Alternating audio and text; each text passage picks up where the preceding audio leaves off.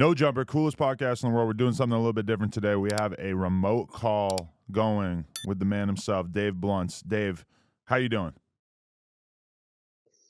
Oh man, I'm feeling better each day that I'm in here, but they're in here they're draining the fluids, excess fluids from my body and also doing some things to help my lungs, giving me medications for that. So each day I'm feeling better, but it's still a process. You know, me and all that machinery around you have a lot in common because we both exist to drain your fluids out of your body. Pretty that's a pretty good one. I give it to you. Okay, yeah, you're That was kind a of the good king one. of that at this I, point, I so I had to yeah, shit. I like that. I like that. That was a good one. It could have been better, but it was good. It was good. Okay, wait. So break down the scenario in which this took place because you were on tour. How many dates into the tour did you make it before you actually ended up in the hospital?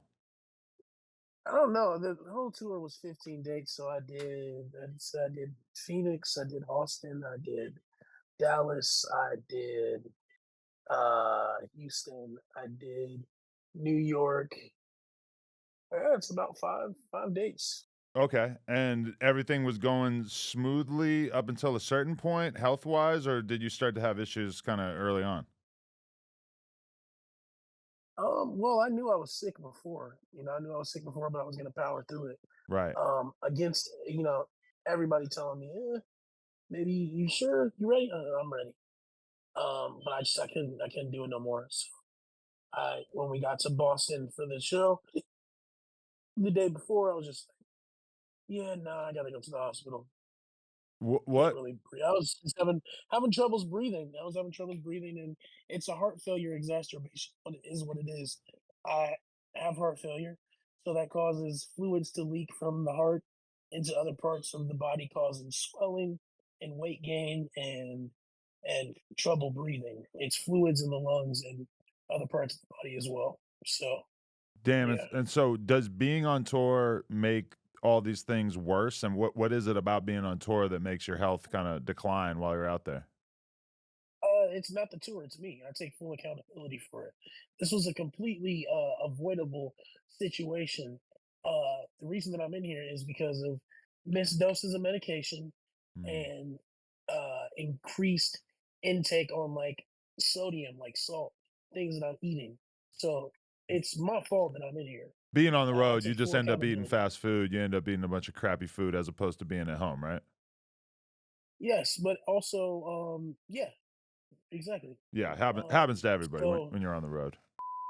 Okay, it cut out for a second there, but, what were you saying? this situation, me being in the hospital, was completely avoidable. It was because of missed medications and the wrong foods that I was eating.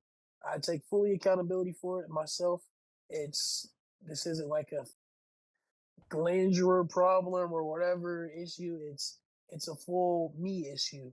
And yeah, Okay, do you wish that you hadn't done the tour? Do you wish that you had just stayed home and tried to get your no, health right? nope, Because I know it was no. super important to you to actually follow through with it. Yeah, yes, it is super important to me to follow through with it. And I plan to continue on the tour when I get out of here. If I get out of here before all the dates. But yeah, I'm just taking it day by day and really focusing on getting better. But I am anxious to finish the tour. No, definitely. Has that been tough to see the fans' reaction to you canceling a bunch of dates and everything and seeing them be kinda disappointed and having to move their social calendars around and everything? Yes, it's been, bro. That shit is devastating to me. I've spent most of the time in here crying about that shit. You know what I'm saying? It's I because when you're an artist, it's just all on the internet. But when you see people in real life start to do these shows, and I meet people, they're coming to my concerts dressed up like me in my tracksuits, or they create their own version of my tracksuits.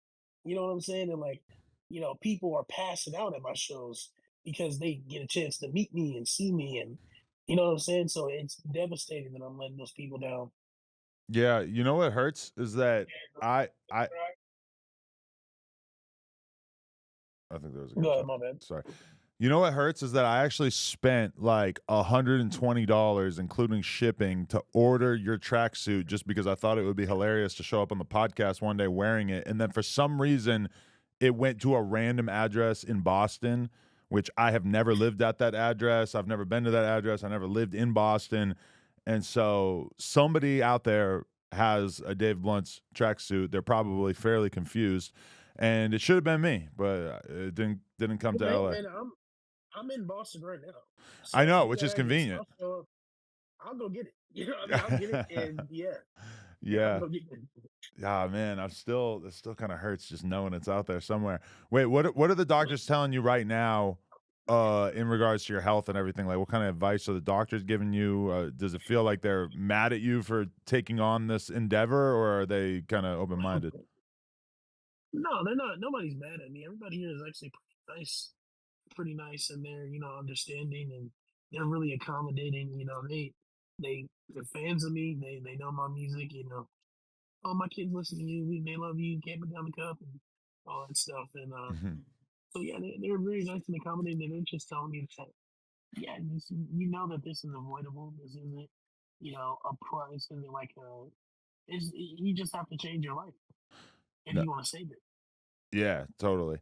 Um, okay, so kind of bouncing all over the place here, but you just dropped a album on SoundCloud a couple of days ago. I just listened to the first like 3 or 4 songs. What made you want to drop this album on such short notice and put it out on SoundCloud, which I assume is you not wanting to go through all the bullshit of getting it uploaded to Apple Music and clearing samples or whatever stuff you might have to deal with.